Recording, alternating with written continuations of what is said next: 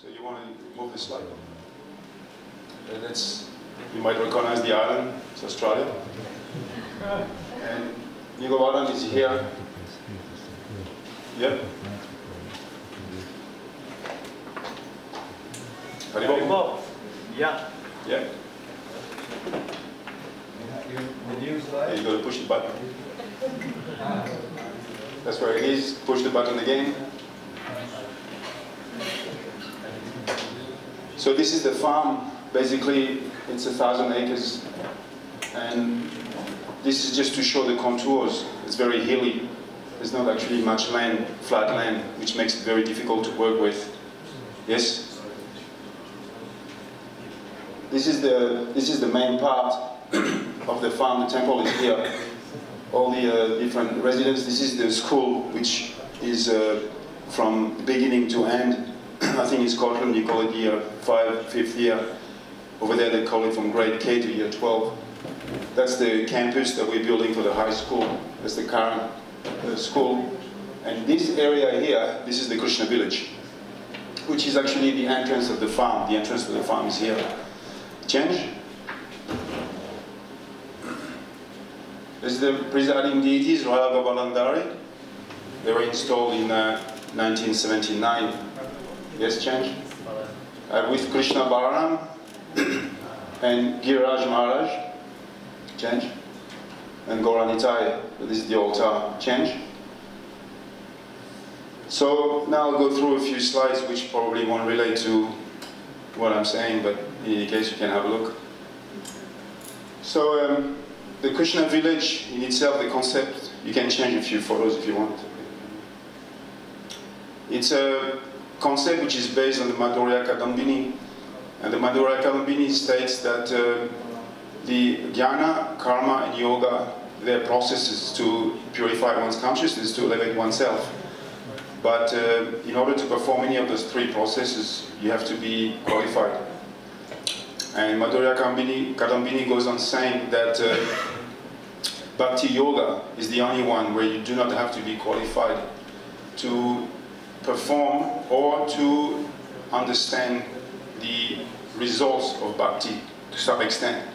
So we built Krishna village to, originally we didn't think about all that, but in retrospect we figured it out that people are not going to come to devotional service, especially in today's and age, because in the 60s, in the 70s, in the early 80s, people joined ISKCON at the smell of a pakora. You smell an incense, you hear the cartels, you read one line in Prabhupada's books, and immediately you join the temple. And regardless how ill-treated you were, you hang in there.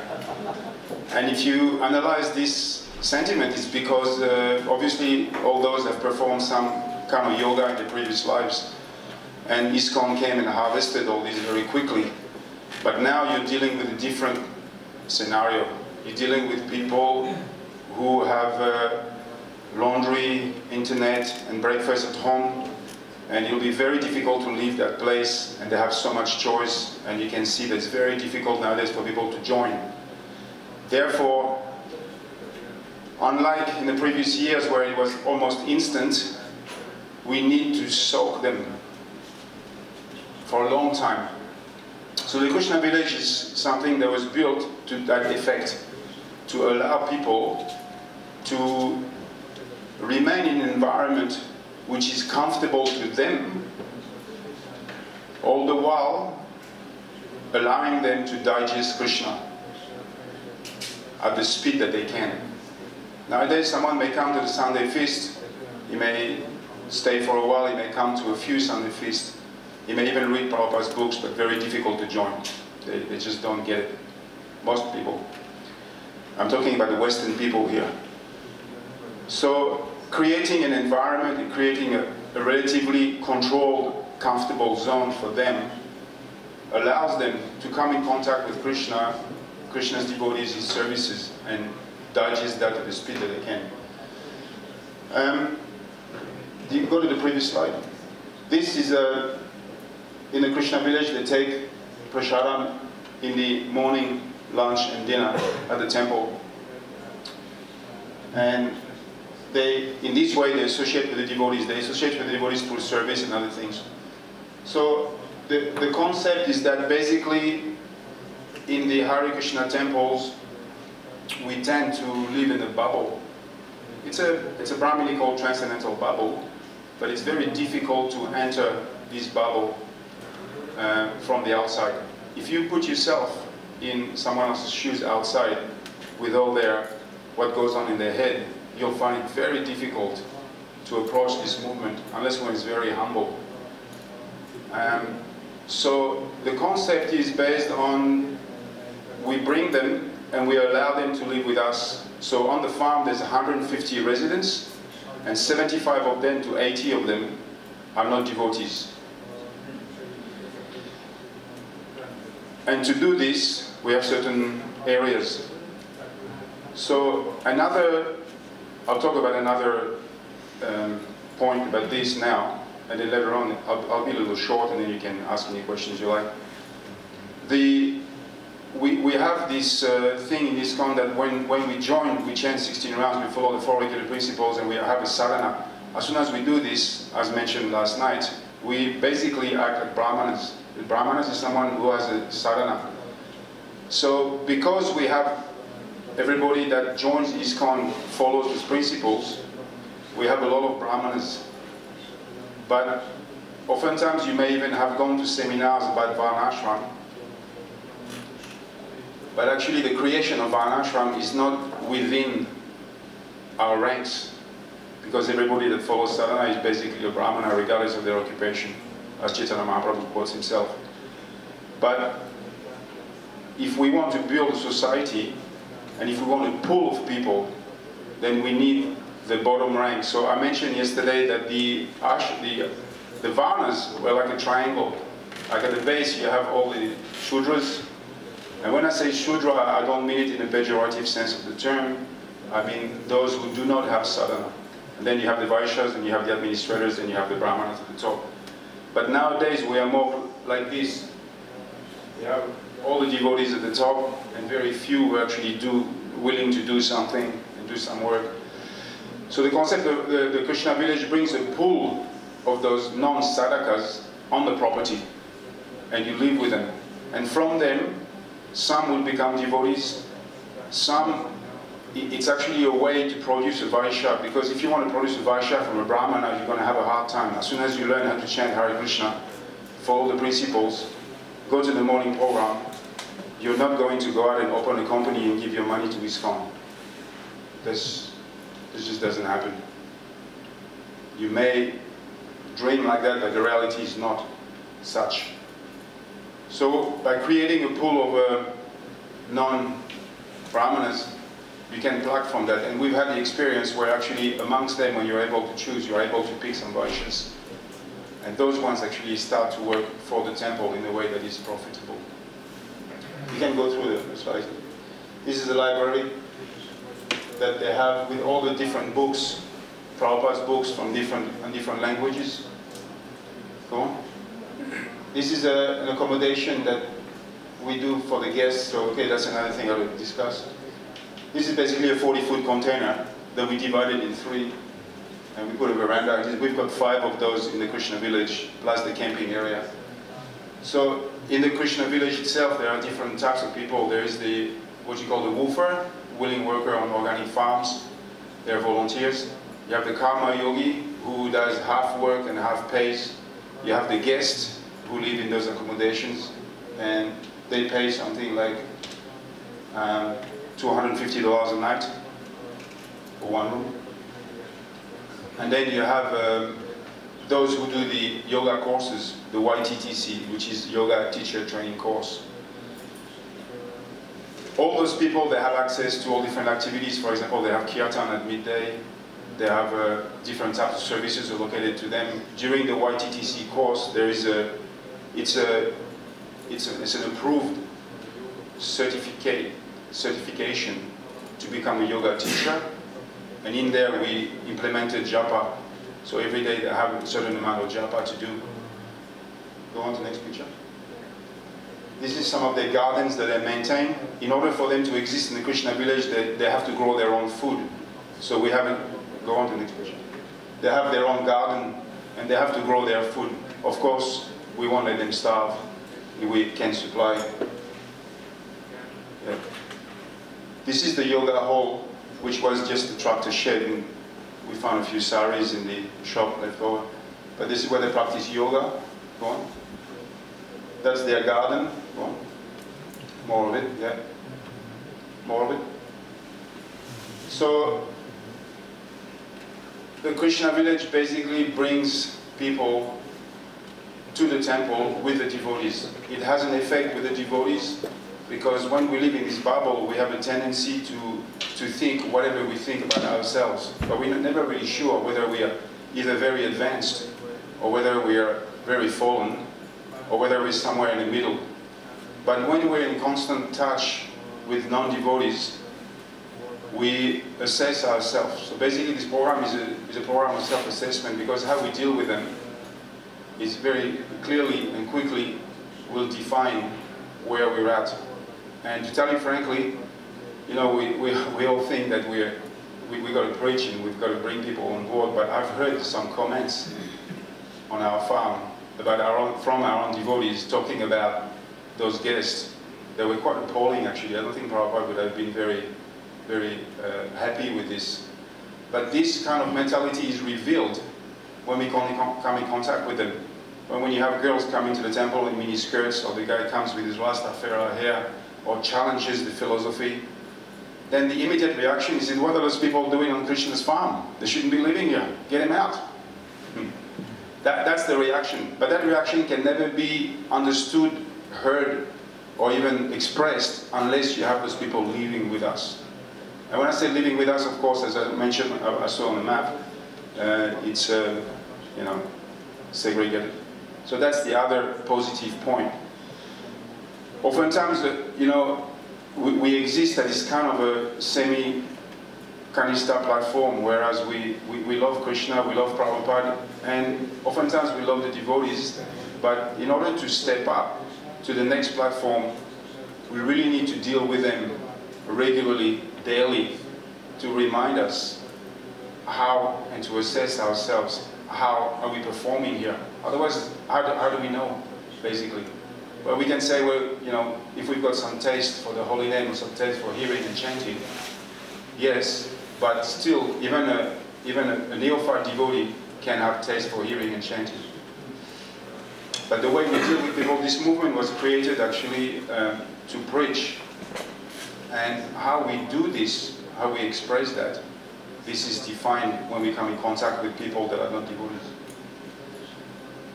This is some of the gear cows that we have there. So, yeah, keep going. Keep going. This is part of the farms, you can see. So this is part, for example, when the Krishna village started, it was subsidized by the temple at $2,000 or $3,000 a week to maintain it, because a lot of people to eat electricity, gas, etc. And then at one point I asked them, those who are running the village, look, you're going to have to develop your own finances. So they started making juices. It's called a Jiva juice. And that was their first business enterprise. In the way the farm runs, I make a point that every department becomes financially autonomous. If it doesn't become financially autonomous, it has great difficulty to survive. And the Krishna village is a classic example. So they're starting off costing the temple $2,000 or $3,000 a week. Now the Krishna village turns over $1 million a year and gives the temple 15% of the gross income. Keep going. Keep going. Okay. This is some of the. This is the entrance. Keep going. Yep.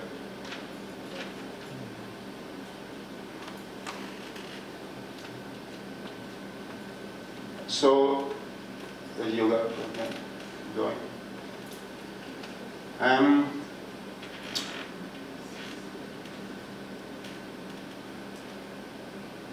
All these that you see, keep going. All these areas, including making garlands, including polishing the paraphernalia for the deities, cleaning the prasadam hall, growing vegetables, growing flowers, looking after the cows, everything is done. Construction as well. And we have a lot of constructions going on. It's done by the Krishna village people. in supervision of the devotees. So this, you can read this. These are some of the comments. So another thing about that also is that in the Krishna village, whenever people leave, 99.9% is they're very happy, as you can see there. And either they become vegetarian at the minimum, or they will take up some values of the Krishna consciousness philosophy with them and apply it, or they will become, like I heard from a few people going to Europe, that they wrote to me later and said, oh, this is great, I was walking in the street and I saw Harinam and I just jumped in, it was great, and it's like seeing the family, because what they do also, every Wednesday and every Friday, they come on Harinam with us. So they've got a container, in that container there's saris and dholis and whatever, so they get dressed up and they join the Harinam. Not all of them, but good, 6, 10, whoever wants to come. Change. Keep going. So by this they become, this is the Ratha Yatra, you go back. That's the Ratha Yatra on the farm. They're pulling the chariot up the hill. So by this everyone picks up something from being there. So some of them they stay for 2 or 3 weeks, some of them stay for a year, and some of them join the ashram. So to facilitate their coming, we have the Krishna village where we make them relatively comfortable, and then they go to the next level. The next level is called the Krishna pad, like the pad to hang out, and it's like a halfway house where they come in and they chant a certain amount of rounds, maybe 6 or 8. They follow the principles, and they do some service for the temple, and also they do something for themselves. And then the next level above that is this is Mukunda Maharaj talking to the volunteers, and the next after that they've got the ashrams, either the girls or the boys. So every midday they have kirtan, but they have a talk also by a visiting guest or by a devotee that comes and explains his life in Krishna consciousness. So they help cook, they look after the cows. Yeah. This is a pizza night. So every Friday night we started this thing, whereas they have like a karaoke, everyone likes to come to the microphone and say their bit. So we have this area where they can come and devotees make pizzas. Go there, you will see there's a lot of dancing, and all that dancing is basically the Hare Krishna Mahamantra. They recite poetry on Krishna. I should have brought actually this poem that this girl who stayed there for 2 weeks wrote about Krishna discovering Prabhupada, discovering the books. So they do this, they get on a microphone like a karaoke session, and they really, there's no restriction basically, of course, it can't be anything rude. But they most likely, they will come and express their feelings about how they feel towards Krishna, without us prompting them. Keep going. Keep going. That's some of the things they grow. So every morning they have a circle, and at 6:15, and that's how they start. There's 30 or 40 of them, they get in a circle, and they discuss the things of the day, and if there was any problems. Keep going. That's them making garlands. That's them with their certificates. This is them, if you go back there, this is them doing they're doing a little gig on Friday night. And that gig goes on to about 10 o'clock at night. It's loud music too. This is one of the devotees, Lakshmi Bhavan, who's teaching yoga. They're all accredited teachers. They're also lunch now, we transferred it there, so they cook their own lunch now for the village. But the rule is that they have to offer it to Prabhupada, so above the bench there's all the mantras, and they recite the mantras. So anyone that comes, automatically they know you have to offer the food. And they follow Ekadasi as well. They have to follow Ekadasi. This is the yoga hall in circle. This is when they do the kirtan. So the kirtan is for guitar, but you can do anything else. Sometimes they use harmonium. Yep. She also came as a woofer, became a devotee. She's initiated by Karuna Maharaj. Actually, the girl that's in charge of the girls' ashram now, she came from the Krishna village. She was a woofer. And one time I caught her on camera at 1 o'clock in the morning in front of the entrance sign. And she was there and she was chanting. She just started because that's the effect of soaking. She had been there, she was so perturbed, but she'd been there for so long, for her anyway, about 2 months, 3 months, that she got it. She kind of, the penny dropped. And then she started chanting on her own, and then she became a devotee, and now she's in charge of the ladies' ashram. Yeah, keep going. So we also give massage and teach massage. That's one of the things. We teach permaculture, we teach syntropic gardening, and any other course that we can teach seminars, we will do that as well. So the volunteers, they can take part of the seminar because they work, and the others have to pay. This is them making the pizza. This is the pizza area. So they all sit down here, and they have a little microphone here. This is the pizza oven. Keep going. This is the pizza oven that was built by Italian volunteers that came down, and they built this beautiful oven. This is the farm. This is the back of the farm. The temple is up there, and this is the entrance. Keep going. That's some of the gardens. Yeah, keep going.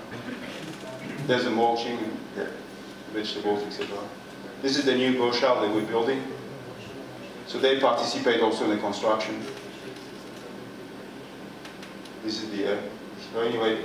So there are some of the basic points, and the idea to remember to take home is that we need to bring people in our midst and allow them within a certain comfort, controlled comfort, to stay with us. Because I personally believe that this is the only way that people will become devotees nowadays. Otherwise, it'll be very difficult just to grab someone, grab their attention on a Sunday feast. I've seen people come in. We have a class of Prabhupada every Ekadasi. And they sit, they listen to Prabhupada, and Prabhupada delivered a class on Queen Kunti, and it was like the perfect class, where, you know, in 1971, with Vishnu Jan doing Kirtan, the whole group would have joined. And I looked at them, they were sitting on the benches outside the temple, and they kind of walked off, you know, and went back to their own thing. It's like nothing happened. And that tells me also that these people need, like dry sponges, they need long soaking. So the principle is that we need to take them on board and keep them on board. But the trick is how to make them comfortable without without diluting the process. Anyway, I'll leave it now for if there's any questions, comments.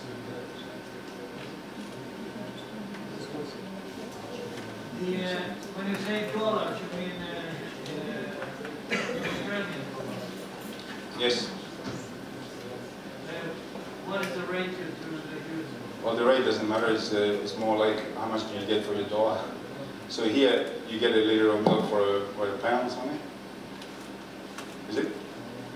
Yes, it's a pound. So you get a liter of milk for $1 over there. 150. You mean in the whole farm?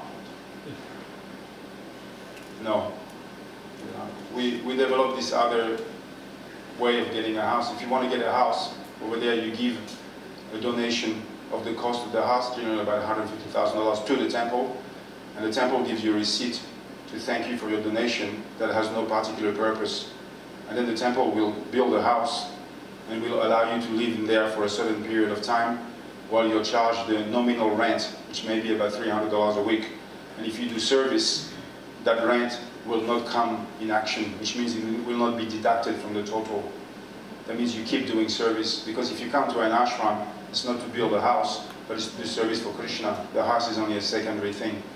So at the beginning we tried all the other types of housing, and it never worked. All these kind of contracts, and you know, someone owns the land, that never works. What works is that if you come to the farm, which is an ashram, then you come to perform service, so then you're provided with a house. And if you want to not wait for the temple to build a house, then you pay for it. But the payment is a donation. You don't own the house, you don't own the land. And now we've got 3 or 4 devotees that are lined up with that. And it works much better. It looks like it's in favor of ISKCON, but actually it's not. Because if you give someone land or a house, what happens is that they can stop service anytime they want, and you cannot say anything about it. So the ball is in their court. And then you're stuck. In this way, then there's an exchange. You stop doing service, we start charging $300 rent a week. And then when your donation is depleted after 10, 15 years, well, then you can move on.